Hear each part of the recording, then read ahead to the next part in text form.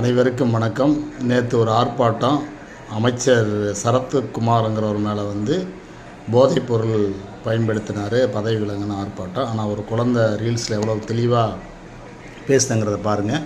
பார்த்துட்டு நம்ம அறிவுக்கு என்ன எட்டுதுங்கிறத நீங்கள் சொல்லுங்கள். நிறைய லைக் கொடுங்க, கமெண்ட் கொடுங்க, ஷேர் பண்ணுங்கள் நம்ம யூகேஎம் சேனல். நன்றி.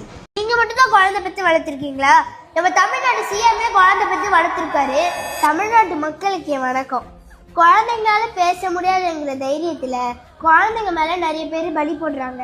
நான் ஒரு வீடியோ பார்த்தேன். அதில் தமிழ்நாட்டு மினிஸ்டர் தான் குழந்தைக்கு மாத்திரை இடிச்சு கொடுத்தேன்னு சொன்னாரு. இது வரைக்கும் எங்க யாருக்குமே மாத்திரை இடிச்சு கொடுத்து நான் பார்த்தது இல்லை. எல்லா மருந்துமே எல்லா வயசுக்கும் கிடைக்குது.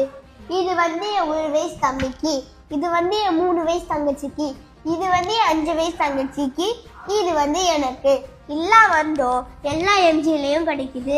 அப்படியே மாத்திரை கொடுத்திருந்தாலும் இந்த சங்கில இந்த மாத்திரையை போட்டுட்டு தண்ணி ஊத்துனா எப்படி நல்லா கலக்குனா அவ்வளோதான், கலந்துருச்சு. இதுக்குன்னு போன்ல லைன் போட்டு அந்த மாத்திரையை அடிச்சு அப்படி பண்ணா என்னது?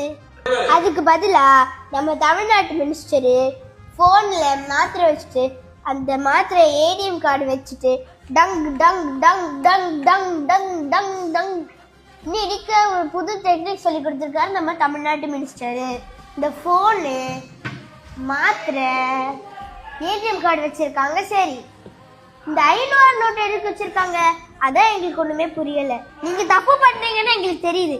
எதுக்கு எங்க வயசுல இருக்க உங்க குழந்தைங்க மேல பழி போடுறீங்க? நீங்க மட்டும் தான் குழந்தை பத்தி வளர்த்திருக்கீங்களா? நம்ம தமிழ்நாடு சிஎம்ஏ குழந்தை பத்தி வளர்த்திருக்காரு.